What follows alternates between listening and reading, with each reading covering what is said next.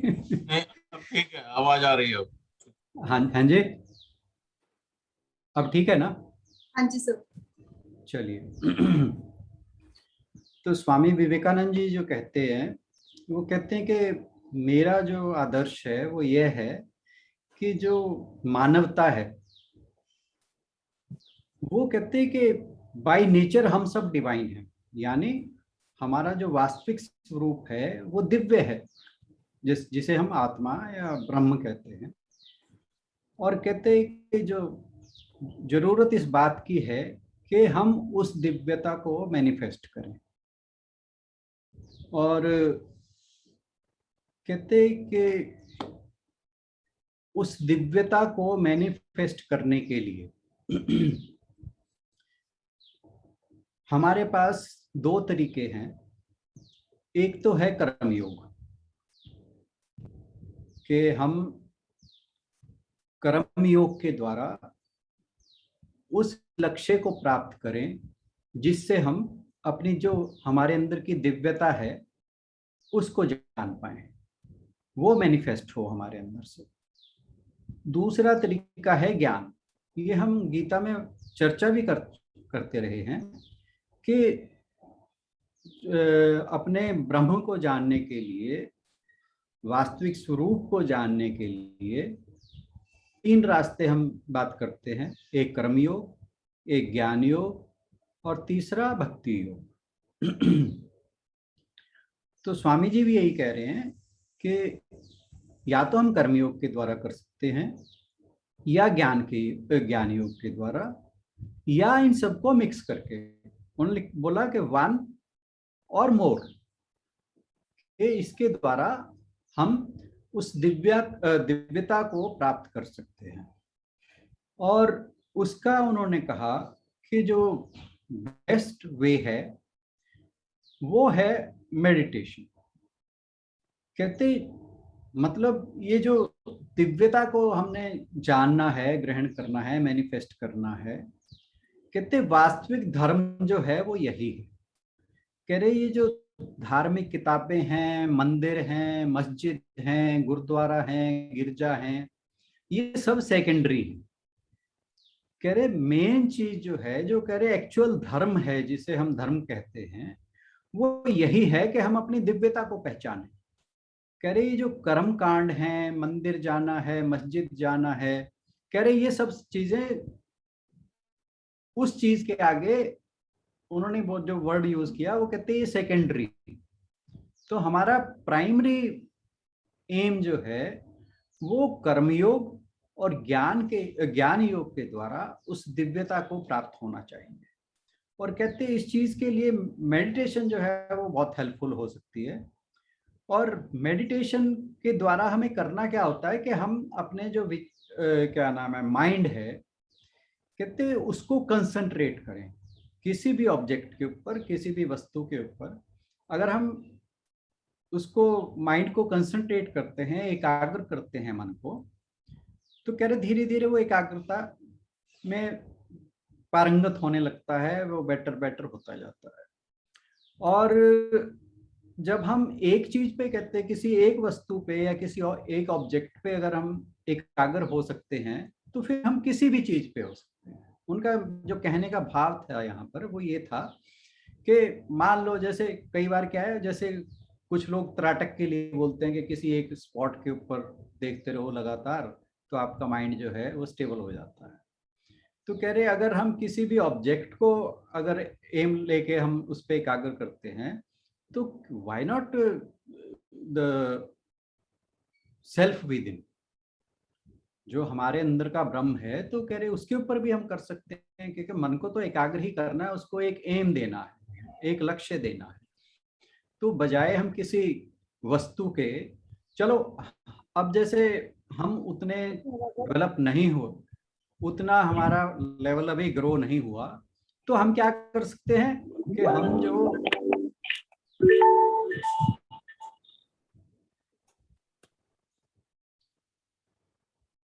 हम जो एक सगुण स्वरूप है प्रभु का, जैसे मैं कहा करता हूं कि इष्ट देव, तो हम अपने इष्ट देव पे कर सकते हैं।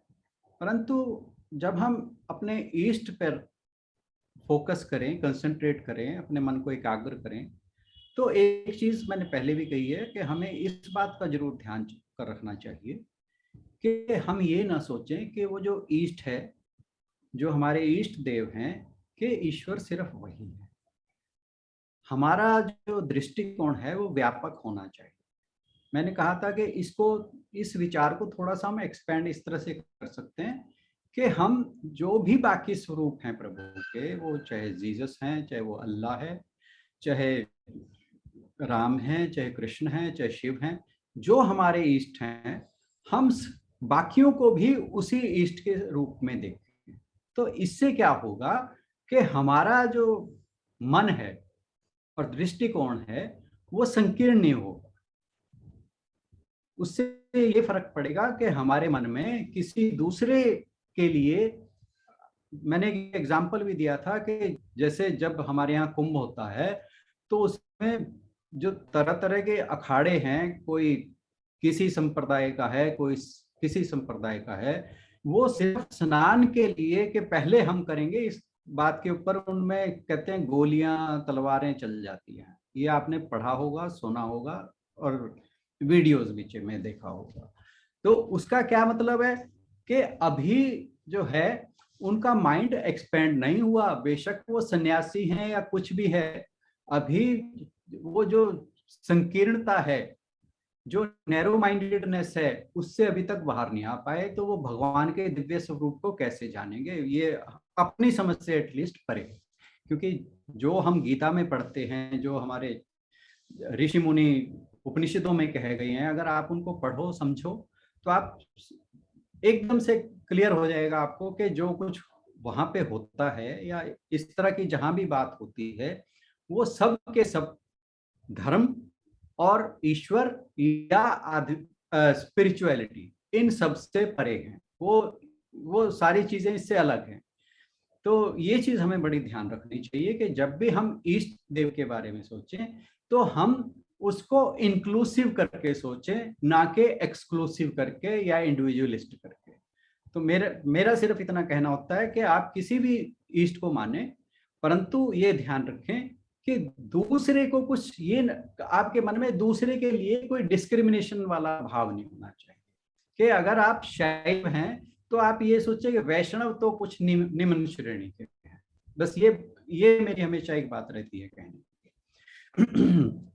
तो फिर उन्होंने कहा कि जो मन है, अब मैं वापस स्वामी विवेकानंद की बात पर आ रहा हूं, कि मन जो है वो एक झील की तरह है, और झील जो है उसका जो नीचे का तल है, आप ये समझिए कि वो हमारी आत्मा है। और झील के नीचे का तल हमें तभी दिखाई देगा जब जो झील की सतह है, सरफेस है, उसके ऊपर लहरें नहीं होंगे, रिपल्स नहीं होंगे। उन्होंने कहा कि ये रिपल्स क्या है? रिपल्स कहते हैं हमारे चित्त की वृत्तियां हैं, जो हम अष्टांग योग में बात कर रहे थे। योगश्च चित्त वृत्ति निरोधम, ये पतंजलि योग सूत्र का एक सूत्र है कि योग जो है वो चित्त की वृत्तियों को शांत करने का ही नाम है। उनको निरोध करने का ही नाम योग है। तो हमें जो उस झील के ऊपर लहरें हैं वो चित्त है, चित्त की लहरें हैं, यानी जो हमारे संस्कार या हमारे थॉट प्रोसेस हैं।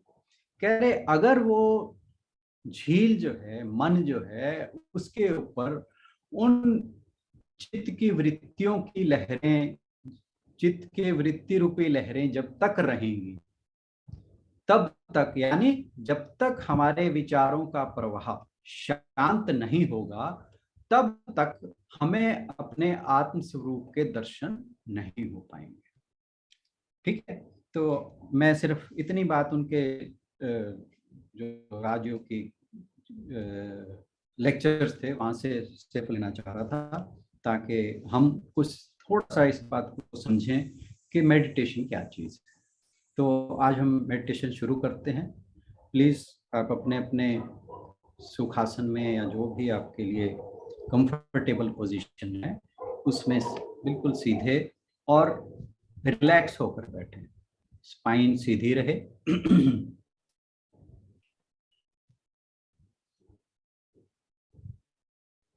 आप आलती पालती मारकर बैठ सकते हैं, चेयर पर बैठ सकते हैं, जैसे भी आपको सुविधा हो आप बैठ सकते हैं। परंतु जो बात ध्यान रखने वाली है उसको दो ही हैं कि आपका शरीर एकदम स्थिर होना चाहिए, और दूसरी चीज कि आपकी जो रीढ़ की हड्डी है, मेरुदंड जिसे कहते हैं, स्पाइन जिसे कहते हैं, वो बिल्कुल स्ट्रेट रहे। आप झुका नहीं होना चाहिए, आपका जो सिर है आगे को गिरा हुआ नहीं होना चाहिए। तो जो इस बात के विशेषज्ञ हैं मेडिटेशन के, हमारे ऋषि मुनियों ने कहा है कि अगर जब भी हम सिर झुकाकर बैठ जाते हैं तो हम उस प्रोसेस को सक्सेसफुली नहीं कर पाते जो मेडिटेशन के द्वारा हम अचीव करना चाहते हैं।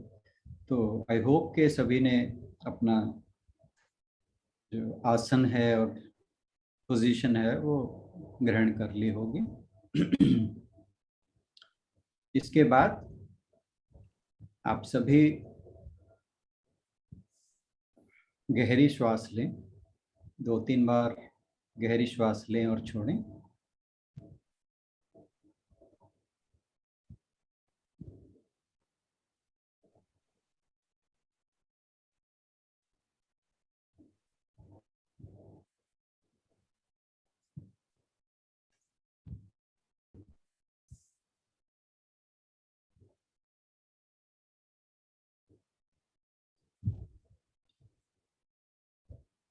अपने मन में आने वाले कोई भी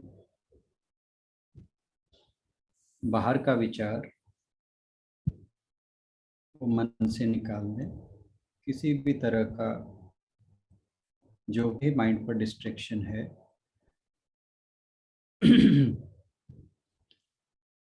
ताकि जब हम मेडिटेशन में जाएं तो हमें जो हमारे के कुछ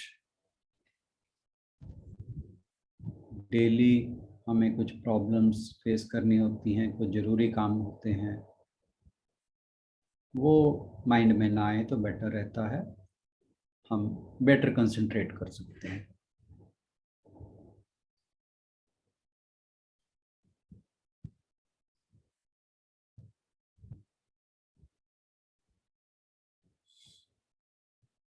तीन बार गहरा सांस लें और छोड़ें।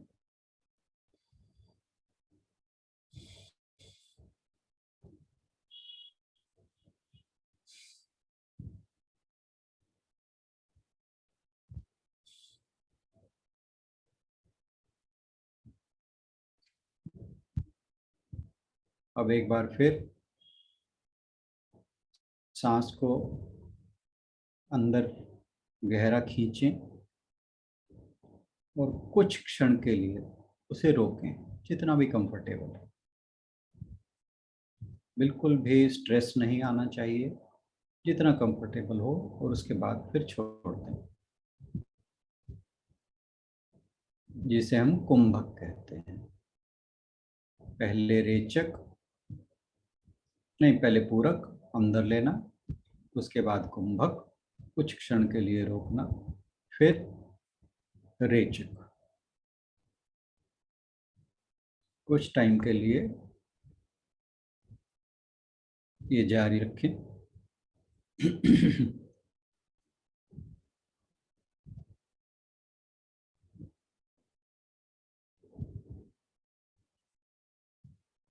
सांस लें, रोकें और धीरे धीरे छोड़ें।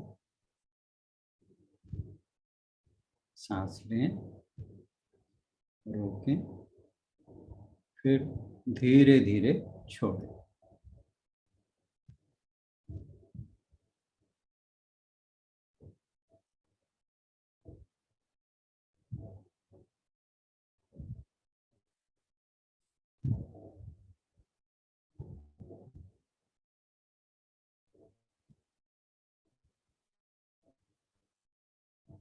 कोशिश करें आपके मन में कोई और विचार ना पनपने पाए, सिर्फ और सिर्फ श्वास पर ही फोकस करें, मन को वहीं पर एकाग्र करें।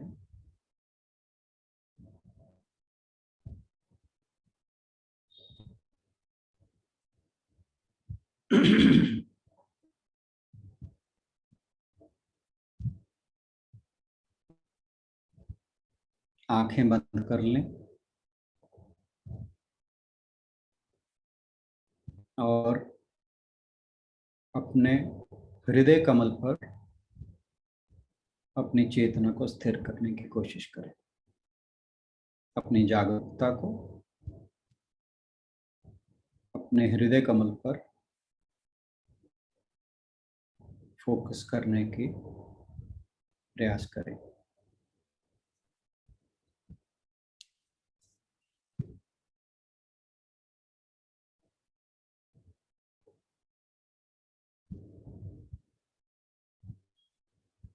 इसे हम अनाहत चक्र भी कहते हैं। जो 7 चक्र हैं उनमें से सबसे नीचे मूलाधार, फिर स्वाधिष्ठान, फिर मणिपुर और चौथा चक्र जो है वो अनाहत या हृदय चक्र कहा जाता है। वहीं पर अपने ध्यान को या चेतना को या जागरूकता को वहीं पर लाने की कोशिश करें और श्वास पर ध्यान जारी रहे। श्वास का प्रवाह आपकी अवेयरनेस में कोई भी जो भी सांस आ जा रहा है वो आपकी अवेयरनेस में ही आए जाए।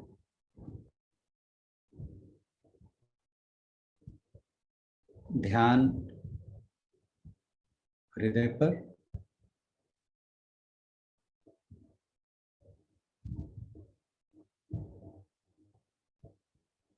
और श्वास का आना जाना लगातार जारी। सिर्फ इन दोनों पर फोकस रखें। प्रयास करें कि और कोई विचार आपके मन में आने ना पाए। अगर आता है तो वापस से अपने हृदय कमल और श्वास पर ध्यान को वापस ले आए।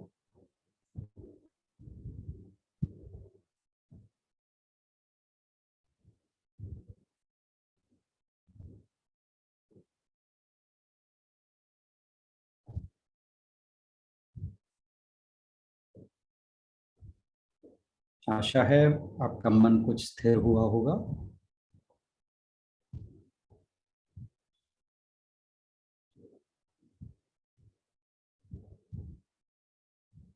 अब कल्पना करें कि आपके हृदय में एक प्रकाश का पॉइंट है, प्रकाश पुंज है छोटा सा, जिसकी लाइट या जिसका प्रकाश आपके हृदय को प्रकाशित कर रहा है।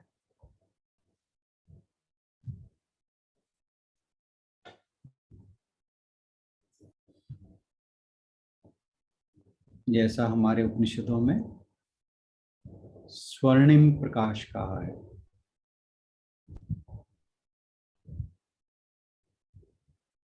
Golden aura.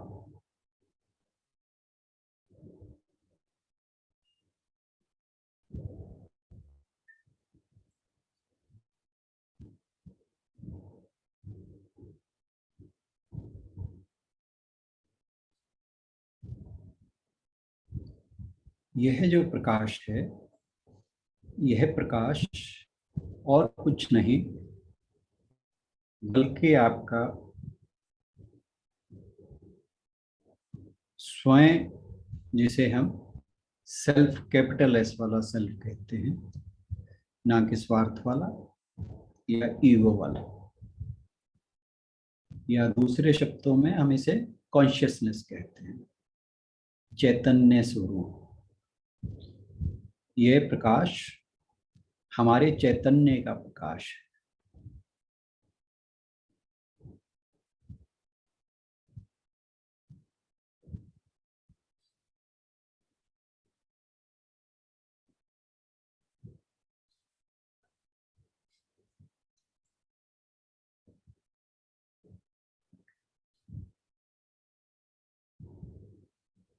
अब हम सब मिलकर ओम का उच्चारण करेंगे और इस दिव्य प्रकाश को, जो हमारा चैतन्य प्रकाश है, इसको ओम के अंदर देखने की कोशिश करें। ओम, जिसे ब्रह्म भी कहा जाता है, वह और कुछ नहीं, हमारा चैतन्य प्रकाश ही है। उसी की मैनिफेस्टेशन ओम है। ओम को ब्रह्म का प्रतीक भी कहा जाता है।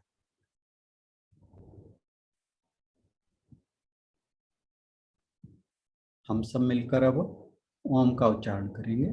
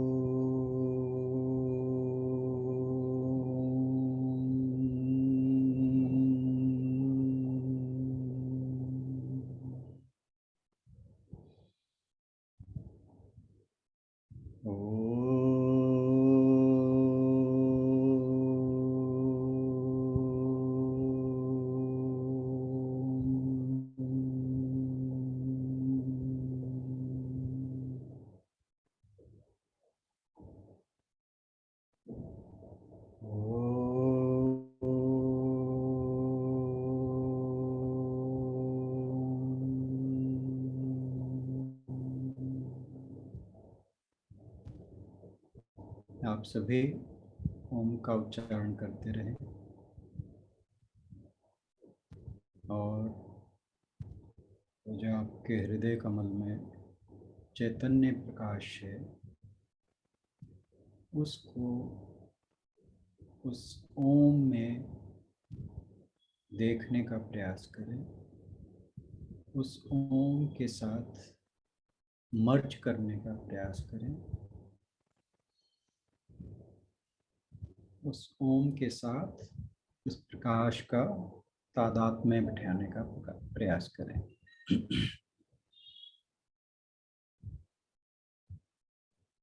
ओम का उच्चारण जारी रहना चाहिए।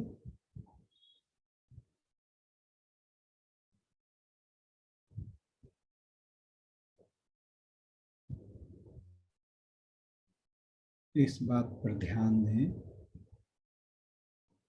कि इस ओम से उच्चारण से आपका पूरा शरीर ओम के साथ एक स्पंदन पैदा कर रहा है।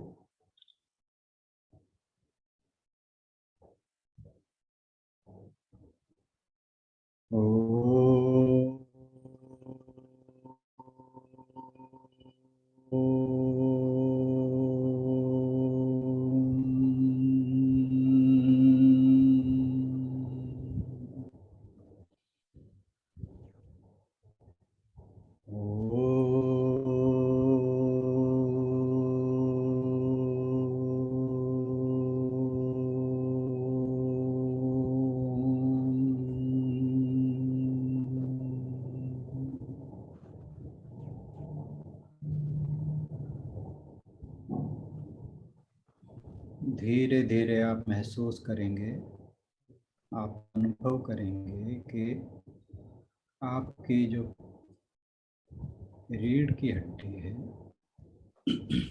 जो स्पाइन है, उसमें एक तरंग सी उठती है जो मूलाधार से उठकर आपके सहस्रार चक्र की ओर जाती है। एक स्पंदन सा आप अपने स्पाइन में फील करेंगे। ओम और हृदय के प्रकाश पर अपनी एकाग्रता बनाए रखें। उच्चारण का ओम का उच्चारण जारी रहे।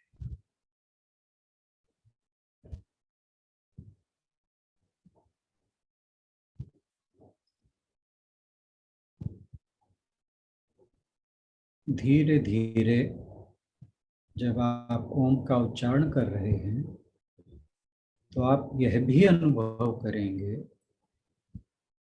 कि आपके आसपास के वातावरण में भी स्पंदन हो रहा है। आपका पूरा शरीर स्पंदित हो रहा है।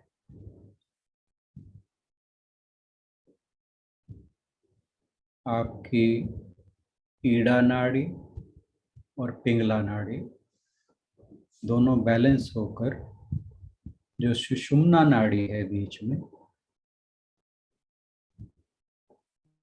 आपके श्वास का प्रवाह, प्राण वायु का प्रवाह सुषुम्ना के थ्रू होने लगता है। और जब प्राण का प्रवाह सुषुम्ना के द्वारा होने लगता है तब आपको एक लहर सी सबसे नीचे स्पाइन के मूलाधार चक्र जो है और सिर के शिखर पर जो ब्रह्म रंध्र है, ब्रह्म रंध्र तक एक लहर सी जाती हुई महसूस होगी। आपका सारा शरीर, आपके आसपास का वातावरण आपको स्पंदित सा होता महसूस होगा। परंतु यह अनुभव आप तभी कर पाएंगे जब आप ओम और अपने हृदय के प्रकाश पर एकाग्रचित हो पाएंगे। मन में कोई और विचार नहीं आएगा। आता है तो आप दोबारा वहीं पर फोकस करें।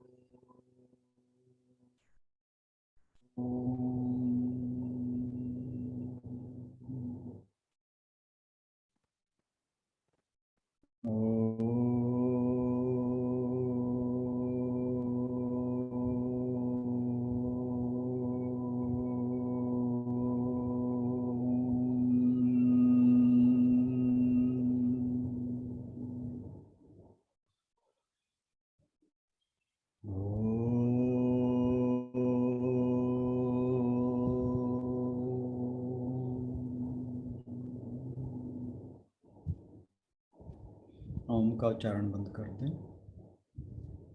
अब आप कल्पना में ही सोचें कि आपके हृदय में जहाँ वो प्रकाश है वहाँ से आपको ओम की ध्वनि आती सुनाई दे रही है। वहाँ पर अपने मन को पूरी तरह एकाग्र कर दें और कोशिश करें कि आपको उस ओम की ध्वनि की गूंज सुनाई दे जो आपके हृदय कमल से उठ रही है। वह गूंज तभी सुनाई देगी जब आपके विचारों का प्रवाह पूरी तरह रुक जाए। आपका हृदय, आपका जो मन है वो पूरी तरह हृदय कमल पर केंद्रित होगा। उस ओम की गूंज को सुनने की कोशिश करें।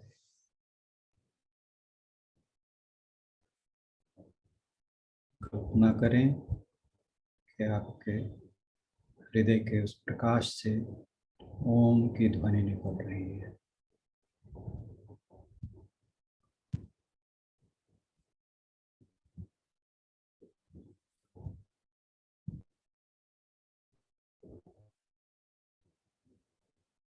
जब आपकी कल्पना में उस ओम की ध्वनि सुनाई देगी, तब आपके मूलाधार से वो लहर फिर ब्रह्मांड की ओर जाती हुई महसूस होगी। आप अनुभव करेंगे कि उस ओम की ध्वनि के साथ आपके मूलाधार से एक लहर सी उठकर ब्रह्मरंध्र की ओर जा रही है। ध्यान को पूरी तरह कमल पर केंद्रित करें, उस दिव्य प्रकाश की ओर केंद्रित करें। वह और कुछ नहीं, आपका दिव्य वास्तविक स्वरूप है। वही शाश्वत चैतन्य है, वही आपका वास्तविक रूप है।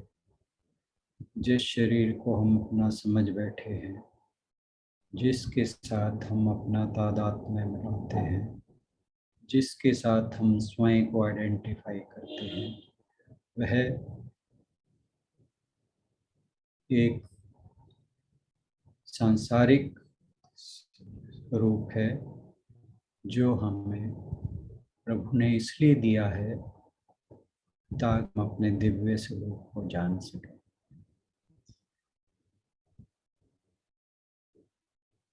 उस चैतन्य प्रकाश पर अपना ध्यान केंद्रित रखें।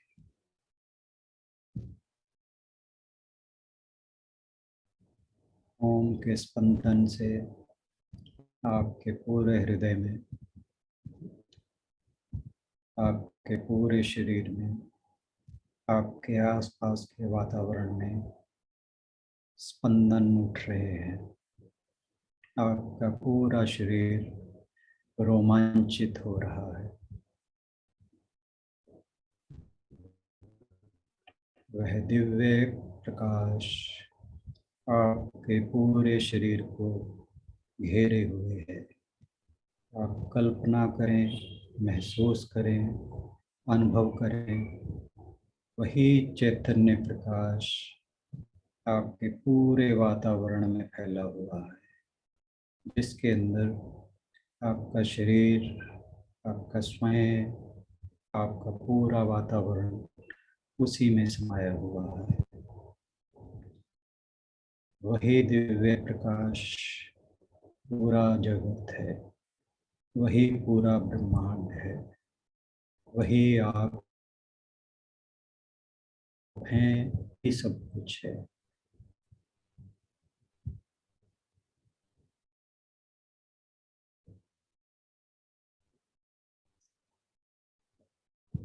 कुछ क्षण इसी कल्पना में बैठे रहें और अपने स्पाइन में, मेरुदंड में उस स्पंदन को जो ओम के उच्चारण से उठ रहा है उसे महसूस करते रहें।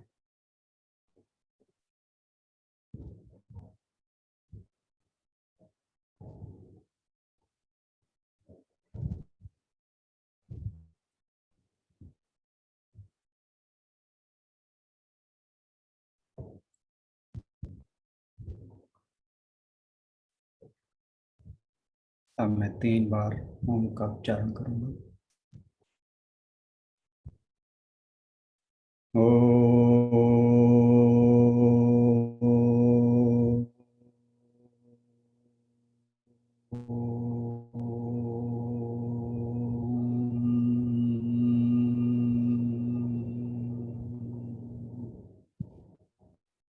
इस ओम के उच्चारण में आप अपने शरीर में, अपने वातावरण में, अपने हृदय में स्पंदन को महसूस करें।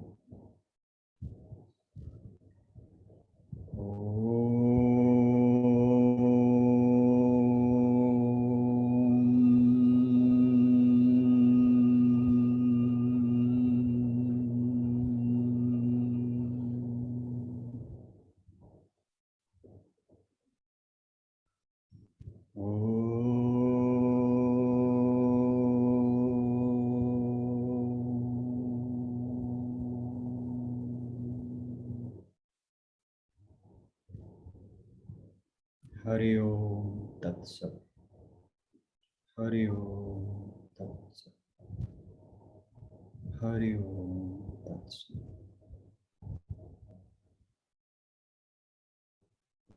अस्तु मा सद्गमः तमसो मा ज्योतिर्गमः मृत्योर्मामृतम्। ओम शांति शांति शांति। हरि ओम। इसी के साथ आज का सेशन समाप्त होता है। आप धीरे धीरे अपने स्वयं को, शरीर को महसूस करें, आसपास के वातावरण को महसूस करें। जिस आसन पर आप बैठे हैं उसे महसूस करें। नीचे की ओर अपनी आंखों को धीरे धीरे खोलें।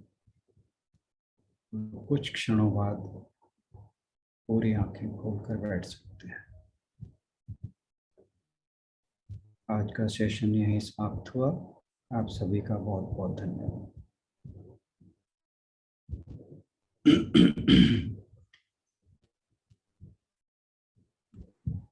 बहुत अच्छा सर, बहुत अच्छा लगा। Thank you so much. Ashu बहन जी, आप म्यूट थे। अब सौंप दिया इस जीवन का सब भार तुम्हारे हाथों में है। जीत तुम्हारे हाथों में और हार तुम्हारे हाथों में। अब सौंप दिया इस जीवन का सब भार तुम्हारे हाथों में। मेरा निश्चय है बस एक यही, एक बार तुम्हें पा जाऊं मैं, एक बार तुम्हें पा जाऊं मैं। अर्पण कर दूं जगती भर का सब प्यार तुम्हारे हाथों में। अब सौंप दिया इस जीवन का सब भार तुम्हारे हाथों में। या तो मैं जग से दूर रहूं और जग में रहूं तो ऐसे रहूं, और जग में रहूं तो ऐसे रहूं। इस पार तुम्हारे हाथों में, उस पार तुम्हारे हाथों में। अब सौंप दिया इस जीवन का सब भार तुम्हारे हाथों में। यदि मानुष ही मुझे जन्म मिले, यदि मानुष ही मुझे जन्म मिले तो तेरे चरणों पुजारी बनूं तो तेरे चरणों का पुजारी बनूं। मुझ पूजक की एक एक रग का हो तार तुम्हारे हाथों में, हो तार तुम्हारे हाथों में। अब सौंप दिया इस जीवन का सब भार तुम्हारे हाथों में। जब जब संसार का बंदी बनूं दरबार तेरे में आ जाऊं, दरबार तेरे में आ जाऊं। हो मेरे पापों का निर्णय सरकार तुम्हारे हाथों में। अब सौंप दिया इस जीवन का सब भार तुम्हारे हाथों में।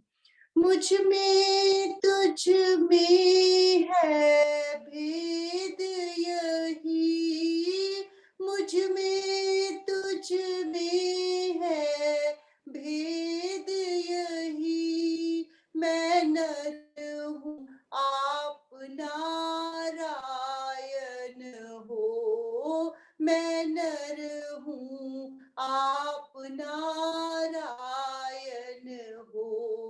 मैं हूँ संसार के हाथों में, संसार तुम्हारे हाथों में, संसार तुम्हारे हाथों में। अब सौंप दिया इस जीवन का सब भार तुम्हारे हाथों में। है जीत तुम्हारे हाथों में और हर तुम्हारे हाथों में, और हार तुम्हारे हाथों में। आज की मेडिटेशन के एक्सपीरियंस के लिए राणा सर का बहुत बहुत शुक्रिया, बहुत बहुत शुक्रिया। Thank you all for joining this session. And आप बहुत सबके सुंदर सहयोग के लिए मेडिटेशन, बड़ा आनंद आया। बहुत अच्छा, थैंक यू सर। सर जितना शुक्रिया करें उतना ही कम है आपका। अरे नहीं, ये शुक्रिया मेरा नहीं, ये प्रभु का है। एक्सपीरियंस टुडे बहुत ही अच्छा, बहुत अच्छा। एक आप सेकंड ये के लिए तरंग उठी थी, एक सेकंड के लिए उठती थी ना। हाँ, एक सेकंड के लिए, एक दो सेकंड। एक्चुअली क्या है कि जैसे जैसे हमारी प्रैक्टिस बढ़ेगी ना, आप, मैं अपना बता रहा हूँ कि मैं जरा अब भी दो सेकंड 10 सेकंड के लिए कंसंट्रेट करूंगा ना, वो तुरंत उठ जाती है प्रैक्टिस। मतलब हाँ, बात क्या है, ये प्रैक्टिस की बात है। आपकी प्रैक्टिस बढ़ती जाएगी। वो स्वामी विवेकानंद यही कह रहे थे कि आप कुछ हफ्तों बाद, महीनों बाद और सालों बाद बहुत ज्यादा प्रोग्रेस कर जाते हैं।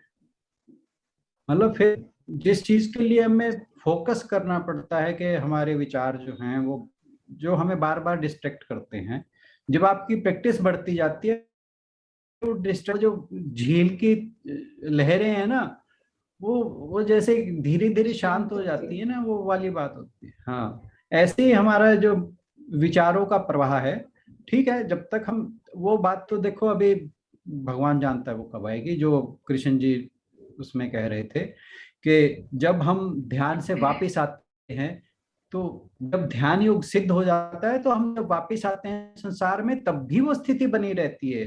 उन्होंने योगी के बारे में ये कहा था, आपको याद होगा पिछले हाँ जी 5 लोग पहले, हाँ जी हाँ जी परंतु हमारे वो स्थिति आने में पता नहीं अभी कितना टाइम लगेगा, very God good. knows। Yes. हाँ, परंतु क्या है कि कम से कम हम इस योग्य तो हो जाएं कि हम इन क्षणों में जब हम यहाँ पर बैठे हैं, आधा घंटा जितना भी टाइम बैठे हैं, उस समय तो कम से कम हम उस चीज को रियलाइज कर पाए। Yes. ठीक है ना, वो ठीक है, जैसे प्रभु की कृपा होगी, वो तो देखो गॉड्स ग्रेस जो है ना वही काम करती है सर। एक लेवल के बाद हमारा योगदान खत्म हो जाता है, फिर तो प्रभु की कृपा ही होती है। ठीक है ना, बिल्कुल ठीक है तो जी। वो लेवल जब हम अचीव, और वो लेवल भी अचीव ऐसा नहीं है कि वो बहुत लाखों करोड़ों लोग वो लेवल अचीव कर चुके हैं, ऐसी बात नहीं। तो हम ये क्यों समझें कि हमारा नहीं होगा। Yes. ठीक है ना, Positive हमें way. आशान्वित तो रहना ही चाहिए, हाँ जी हमें ये आशा तो करनी चाहिए कि हम भी उस लेवल को पहुंचेंगे। अब वो भगवान की मर्जी है कि हम वो कहाँ पहुंचते हैं, और हमारे वो प्रयास पे डिपेंड करता है कि हमारे प्रयास जो हैं वो कितने रेगुलराइज्ड हैं, सतत हैं, फोर्सफुल हैं। ये सारा कुछ, बहुत कुछ उसमें कंबाइन होकर तब जाकर वो स्थिति बनती है। परंतु एटलीस्ट हम इतना तो करें कि हम कुछ हफ्तों महीनों में ये तो हो पाए कि जब हम बैठें तो उस टाइम के लिए कम से कम हम संसार को भूलकर, और वो पता तभी लगता है कि जब हमारी, आप एक चीज मैं आज बताना भूल गया बीच में, हाँ जी हाँ जी कि आप जब मेडिटेशन करेंगे और आपका विचार एकाग्र होंगे, मन एकाग्र होगा, तब आप महसूस करेंगे कि जब हम नॉर्मल सांस लेते हैं तो हमारी ईडा या पिंगला में से एक चल रही होती है। मतलब या तो लेफ्ट नोस्ट्रिल से हाँ जी, आपको बिल्कुल सांस ठीक। आ रहा होगा या राइट से आ रहा होगा। हाँ। परंतु जब आप मेडिटेशन में मैंने महसूस किया, वैसे मैं और टाइम भी महसूस करता हूँ, आज भी मैं महसूस कर रहा था कि उस टाइम पे हमारी सांस बैलेंस हो जाती है। अगर आपका मन एकाग्र हो गया है तो आपकी सांस बैलेंस हो जाएगी, आप महसूस करेंगे आपके दोनों श्वास इकट्ठे चल रहे हैं। जब दोनों श्वास इकट्ठे चल रहे हैं, इसका मतलब श्वास तो एक ही है, परंतु वो दोनों नासिका जो छिद्र हैं उनके द्वारा बैलेंस रूप में चलने जब लगता है, तब इसका मतलब है आपकी सुषुम्ना जो है वो एक्टिव हो चुकी है। तब प्राणों का प्रवाह, इसका मतलब है सुषुम्ना के द्वारा हो रहा है। और जब प्रवाह सुषुम्ना के द्वारा होता है, वो तरंगे तभी महसूस करते हैं आप, तभी आपको लगेगा कि आपके मूलाधार से ब्रह्मरंध्र तक वो एक लहर जा रही है, वो स्पंदन हो रहा है। और जब वो लहर जाती है, आपको महसूस होती है, आपके पूरा शरीर रोमांचित हो जाता है। Yes. हाँ, और ये आप अपनी प्रैक्टिस जारी रखें, आप अगर रोज करेंगे तो इससे अच्छी कोई बात नहीं। और आप आई कैन बेट के, जब मैं खुद अनुभव कर सकता हूँ तो ये हर कोई कर सकता है। और हो सकता है कि मैं इतना शायद पारंगत, किसी का और ज्यादा अच्छा एकाग्र ध्यान रखता हूँ, कि मैं अगर आधा मिनट या 1 मिनट फोकस करता हूँ तो वो लहर मुझे तुरंत महसूस हो जाती है। सर हाँ, वो बात अपनी हेल्थ को भी आपने इसी से कंट्रोल किया हुआ, राइट? हाँ जी, अपनी हेल्थ को भी इसी मेडिटेशन बिल्कुल बिल्कुल बिल्कुल। हाँ, मैं देखो ये भगवान की कृपा है, अदरवाइज जो मेरे पॉसिबल नहीं है। आज से 24-25 साल पहले हालात थे तो डॉक्टर तो बहुत कुछ कहते थे, परंतु इस चीज ने डॉक्टर्स को बहुत डिफाई किया। मैं ठीक है। हाँ, इसमें मैं कुछ बिल्कुल आपसे एग्री करता हूँ। और मैं हमेशा कहता हूँ, मानता हूँ कि God's grace is always with me, that is what is keeping going me on. और उसके बिना जो मैंने अभी तो बहुत कम पार्ट शेयर किया है कि मैं क्या क्या बीतती है मेरे साथ। हेल्थ लेवल की बात, माइंड लेवल पे नहीं, माइंड लेवल पे आई एम परफेक्टली ओके, उसमें मुझे कोई दिक्कत नहीं है। माइंड तो मेरा फर्स्ट क्लास है, उससे मैं हर समय बिल्कुल बढ़िया फील करता हूँ। परंतु हेल्थ के पॉइंट ऑफ व्यू से अगर मैं आपसे सारी बातें शेयर करूं कि मैं क्या क्या मेरे I am going through, you will be amazed कि हाउ इट इज पॉसिबल कि वन इज थिंकिंग और लिविंग लाइक दैट। ये सर कई बार बहुत हैरानी होती है आपको देख के, आपके फेस पे जो नहीं, चलो खैर, ये सारा ये भगवत कृपा है, बिल्कुल ये भगवत कृपा है इसमें। और दूसरा, मैं तो कभी कभी तो ये भी सोचता हूँ कि ये हेल्थ प्रॉब्लम्स हुई हैं, मैं तो इसे भी कहीं ना कहीं भगवान की कृपा ही मानता हूँ। बेस्ट अप्रोच है सर, बेस्ट अप्रोच। नहीं, मैं इसे बजाय अदरवाइज लेने के मैं तो सोचता हूँ कि ये भगवान की कृपा है। अगर वो ऐसा ना करता तो हो सकता है कि मेरा रास्ता ये वाला ना होकर कुछ और होता। तो क्या पता उसने ये इस रास्ते पर मुझे लाने के लिए किया हो। ये उसका खेल है, उसकी लीला कोई नहीं जानता। कोई नहीं जान सकता। हाँ सर एक क्वेश्चन और पूछती हूँ कि जो एक जी। मेडिटेशन पे कंसंट्रेट करना चाहिए कि आपने कितनी सिखाई हैं, तो जो नहीं देखो, बात मैं हमेशा एक बात एवरी कहता टाइम हूँ पिछले से बेटर कि करती है। हाँ, कि जहाँ आपको वो ये जो मैं बताता हूँ ना कि आपको ऐसा अनुभव होगा, वो जिस तरीके से आपको वो अनुभव हो रहा है, बस उससे बढ़िया क्या हो सकता है। मतलब आज की पिछले से ज्यादा अच्छी लगी है, तो वो ना सब तो फिर आज वाली शुरू कर लो। एवरी एज टाइम सिंपल ऐसे एज दैट। हाँ जी। एवरी टाइम ऐसे ही फील होता है कि ये वाली और अच्छी है। नहीं, उसमें एक कारण और भी है। बजाय हम ये कहें कि ये वाला मेथड ज्यादा अच्छा है ना, आप ये भी सोच सकते हो कि हमारी प्रैक्टिस बढ़ रही है इसलिए भी हो रहा है वो। हाँ अब ये आप, बात है। हाँ, आप ये इस बात पे आए कि जो सबसे पहले हमने की थी, अगर सपोज करो उसमें नहीं हुआ था, हो सकता है आज हम दोबारा वो करेंगे तो हो सकता है वैसे ही अनुभव फिर हो जाए। तो वो डिपेंड करता है इसमें। मतलब मैं इस मामले में आपको बिल्कुल ओपन माइंडेड रहना चाहिए, कहीं फिक्सेटेड नहीं होना चाहिए कि नहीं ये चीज ज्यादा अच्छी है वो चीज नहीं है। परंतु जो इतनी विधियां बताई गई है ना हमारे शास्त्रों में, उसमें ये भी कहा गया है कि आपको पार कोई एक ही लगाएगी। यस। अब वो जानना, वो किस में आप कंफर्टेबल है, वो सारा कुछ वो अपने आप देखना पड़ेगा। आपके एक्सपीरियंसेस बताएंगे, वो आप एक्सपीरियंस के साथ सीखोगे कि आप कहाँ पर जो है उस चीज से कनेक्ट कर पाते हैं। जो आपका रियल सेल्फ है, जिस भी टेक्निक से आप उससे कनेक्ट कर पाते हैं, that is the best one. ठीक है sir, thank you very much. Hariom ji. सभी का बहुत बहुत शुक्रिया, बहुत ये सार्थक रही अशोक आज जी की। कुछ बोलना चाह रहे हैं शायद। हाँ हाँ जी, जी, हरिओम जी। हाँ जी हरिओम अशोक जी। भाई सर। हाँ जी, राणा सर जी। जी सर। हाँ जी, मैं ये पूछना चाहता हूँ, जो ओम है, ओम जी। का जो नाद है वो हाँ जी, कैसा होता है? जैसा जी हम बोलने पे आता है, हाँ जी। जैसा एक्चुअली जैसे हम बोल रहे हैं ना, जैसे हम ओम का हाँ जी। उच्चारण करते हैं, हाँ उसी जी। की प्रतिध्वनि जिसे एको कहते हैं ना, हाँ वो जी। आपको नाद वो वैसा ही आएगा।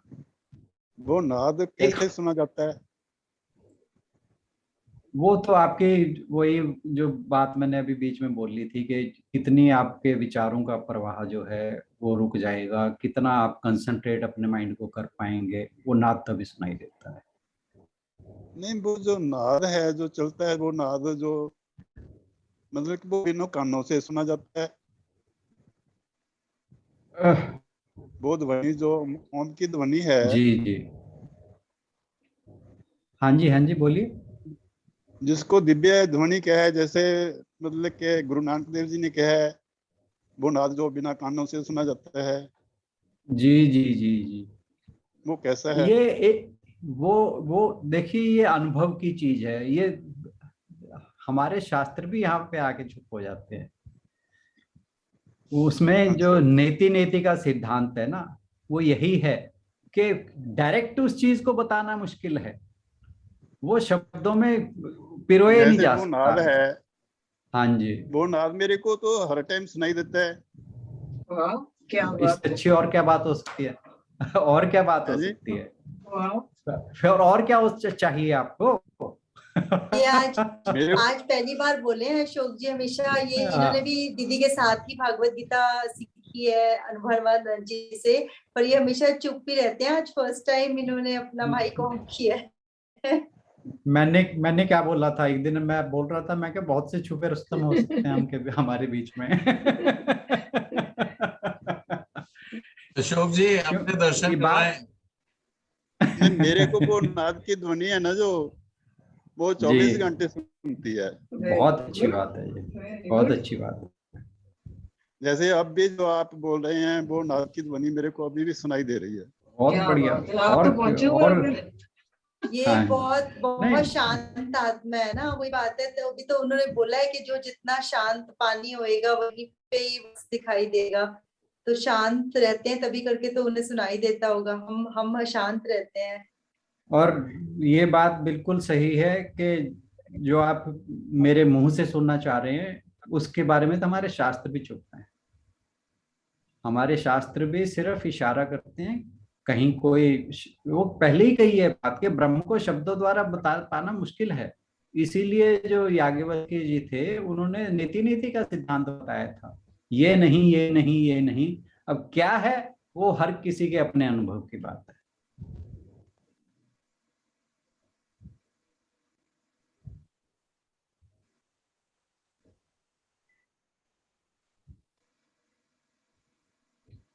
अशोक जी शायद डिस्कनेक्ट, अच्छा नहीं आ गया। सर इसको फिर बार बार प्रैक्टिस करना चाहिए जैसे आप बता रहे हो। देखो जी, ये तो भगवान जी ने खुद ही बोल रहा है, अभ्यासेन च वैराग्येन तु कौन्तेय। इसे तो केवल अभ्यास और डिटैचमेंट, इन दो चीजों के द्वारा ही आप पॉसिबल कर पाते हो, अदरवाइज आपको लगातार अभ्यास करते रहना चाहिए। दूसरा, संसार से आप डिटैच होने की कोशिश कीजिए, वैराग्य अपने मन में। और वैराग्य का मतलब देखो बार बार यही आता है कि आपने कुछ भी छोड़ना नहीं है, आपने सिर्फ से उसको अपने मन में वैराग्य लाना है कि आप किसी भी चीज के साथ अटैच नहीं है। ठीक है, संसार में रहते हो जैसे कहते हैं नहीं, कमल का फूल कीचड़ में रहता है, बस ऐसे रहना आपने। तो यही वैराग्य है। और प्रैक्टिस तो जरूर चाहिए, बिना प्रैक्टिस के आप ये एक दिन बैठ के हो जाएगा तो उठेंगे तो फिर हम जीरो से स्टार्ट करते हैं। तो प्रैक्टिस से ही हमारा लेवल 1 से 2 3 4 बढ़ेगा। परंतु अगर हम प्रैक्टिस नहीं करेंगे तो जब भी हम करेंगे वहां से जीरो शुरू होगा, वो जीरो से ही शुरू होगा। प्रैक्टिस पता लगी आपसे कि श्वास सहज हो जाती है फिर ये मैंने चेक किया तो मुझे लग रहा था कि ऐसे सहज हो रही थी। बिल्कुल बिल्कुल, आप महसूस करेंगे कि श्वास जो है वो आपके दोनों नाक के दोनों छिद्रों से आ रही है। नहीं तो आप कभी भी दिन में कभी भी नोट कीजिए, आपका या तो दायां या बायां स्वर चल रहा होगा। केवल मेडिटेशन ऐसी है जब आपका मन एकाग्र बिल्कुल हो जाता है तो आपके दोनों स्वर इकट्ठे चलते हैं। इसका मतलब क्या है कि उस टाइम आपकी सुषुम्ना जो है वो एक्टिवेट हो चुकी है। रिसर्च फिर जरूर हो जाती, तभी हमें लगा कि श्वास दोनों ओर से चल रही है। हाँ, तो फिर इसका मतलब पक्का हुई है। तभी जब मैं कर रहा था आपके साथ तो मेरे को एकदम से याद आया कि हाँ, मैं नोट किया मेरे दोनों श्वास से निकल गई बात कि आप भी अपना श्वास चेक करो। मैं क्योंकि उस टाइम प्रवाह जो बना हुआ था मैं उसे तोड़ना नहीं था चाहता, पर मैंने खुद चेक किया था, मेरे दोनों श्वास चल रहे थे।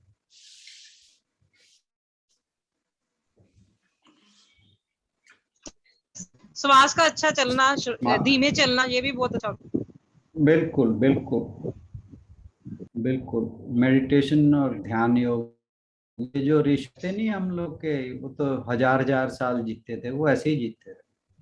क्योंकि भगवान ने हमें श्वास तो सीमित दिए हैं, वो तो हमारे जब हम जल लेते हैं उसी के साथ ही हमारे एक अकाउंट जो है कहिए श्वास का मिलता है कि इतने आपने इतना अकाउंट है, वो जितनी जल्दी जल्दी आप श्वास लेंगे वो अकाउंट उतनी जल्दी डिप्लीट होता जाएगा।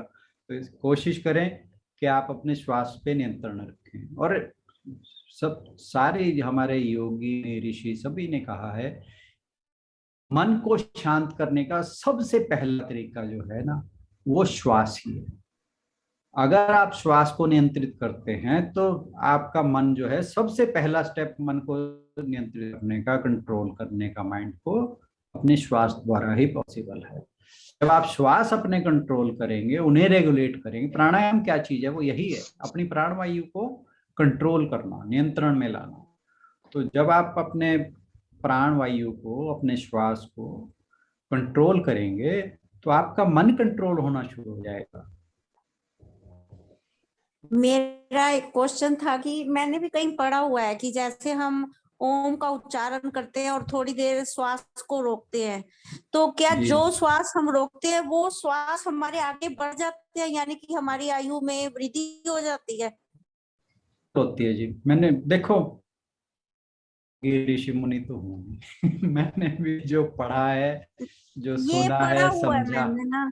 हाँ जी, तो वो यही है कि हम एक लिमिटेड श्वास जो है उसका अकाउंट लेकर पैदा होते हैं। जिस दिन हमारे अब देखो आप लोग, एक ये बात बोलने में भी आती है कि जब किसी की मृत्यु होती है तो कहते हैं कि उसके श्वास पूर्ण होंगे, तो इसका मतलब है कुछ कुछ तो उसके पीछे की। जी जी। तो हमारे, हाँ, और ये भी हम जानते हैं कि ऋषि मुनि जो थे उस समाधि की अवस्था में जब चले जाते थे तो श्वास अपने आप ही जो है वो रुक जाते थे और वो हजारों साल तक समाधि में रहते थे। वो कैसे रह पाते? क्योंकि जब श्वास ही नहीं चलता उस टाइम पे समाधि की अवस्था में, तो वो अकाउंट अभी जो है वो खत्म नहीं हुआ, इसीलिए वो जिंदा रहते थे इतने जी। समय तक। तो श्वास अगर हम कंट्रोल करते हैं, और एक चीज और बताऊं जो मैंने पढ़ा सुना है वो ये कि अगर आप पूरा दिन अपनी अवेयरनेस श्वास के ऊपर रखते हैं तो इसका मतलब ये है कि आप पूरा दिन मेडिटेशन कर रहे हैं। ये भी मैंने पढ़ा है। अगर आप अपने श्वास पर ध्यान रखें तो आप पूरा दिन मेडिटेशन कर रहे हैं। जी।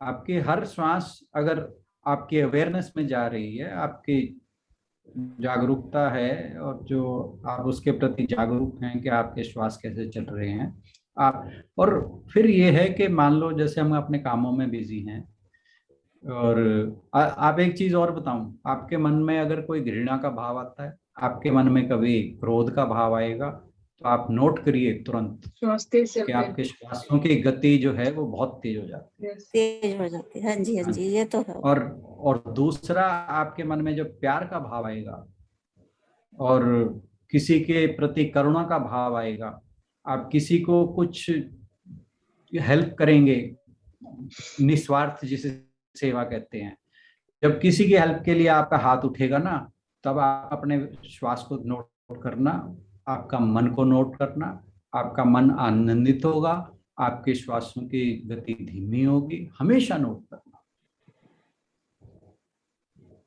जी जी। Thank you sir. Thank you sir, thank you very much. Thank you, sir. सर्वे भवन्तु सुखिनः, समापन करें। सर्वे सन्तु निरामया, सर्वे भद्राणि पश्यन्तु, मा कश्चित् दुःखभाग् भवेत्। गौ माता की परम कृपा से सुख समृद्धि का बसेरा, गौधन से दुख दरिद्र भागे, सब ग्रंथों का सार घनेरा। बोल गौ माता की माता की जय। जय। अहम ब्रह्म अर्पणम अस्तु। Om Brahma. ओम ब्रह्म। हरि ओम तत्सत। सर, अशोक जी, कल आप एक अपने अनुभव शेयर करते रहा करें, हम भी कुछ सीखेंगे। अशोक जी, रिक्वेस्ट आपसे। अशोक भाई साहब आपको कह रहे हैं, अनम्यूट करना पड़ेगा आपको। कल हाँ जी। सुषमना इंगला पिंगला का आप एक बार हमें उससे भी समझा दे राणा हाँ सर, जी, वो डायग्राम वो दिखा मैं, के। ठीक है, मैं कोशिश डायग्राम करूंगा, से। ध्यान नहीं रखा। हाँ जी, हाँ जी। हाँ जी। अशोक भाई साहब, आप हाँ जी। अपने एक्सपीरियंस शेयर करते रहा करते राणा सर। मेरा एक्सपीरियंस नहीं है जी, मेरे को तो ये अपने आप ही मतलब कि ये गीता जी पढ़ते हैं ना जैसे हम, हाँ जी, इससे अपने आप ही ध्यान लग जाता है जैसे। बस मैं तो कोई ऐसा अभ्यास नहीं करता हूँ। चलिए, मतलब मेरा जो कहने का भाव था कि जैसे हम अपने एक्सपीरियंस शेयर करते हैं, आप भी हाँ कुछ, जी। हमें भी कुछ प्रेरणा और जिससे सीख मिले, आप भी ऐसा कुछ शेयर करिए हमसे। नहीं जी, मेरा तो कोई एक्सपीरियंस नहीं, मैं तो आपके एक्सपीरियंस मतलब चलिए। कि इनकी इनकी पहले की हाँ कमाई हाँ होगी राणा सर। हाँ, बिल्कुल बिल्कुल बिल्कुल। हो जी। सकता है। वैसे हाँ गुरु जी की है जी ये सारी कमाई तो। हाँ, जो जो जैसे देखो, भगवत कृपा, गुरु कृपा, ये हाँ हर जी। चीज अपने तरह से काम करती है। बिल्कुल ठीक हाँ बात जी। है। हाँ जी। हाँ जी। ठीक है जी, थैंक यू Okay फॉर जी, thank you very much. Okay जी, बाय, Thank you. नमस्कार। नमस्कार। अशोक जी, आपका भी बहुत बहुत धन्यवाद। बिल्कुल, Yes. ये मैं हम तो- अक्सर भूल जाते हैं, अक्सर भूल जाते मैं तो हमेशा ही करती हूँ। She deserves बिल्कुल, मेरे वो बिल्कुल, गुड लक है मेरा। खूब blessings, जीते रहो, खुश रहो। बिल्कुल, बिल्कुल, भगवान आपको हमेशा बहुत खुश रहो। रखे। Yes. चलिए, ओके जी, सभी को प्रणाम। प्रणाम सर। नेक्स्ट टाइम एक छोटा सा गीत मैं भी सुनाऊंगा। अगली बार आप बोल देना। ठीक है। आप बोल देना। ठीक है।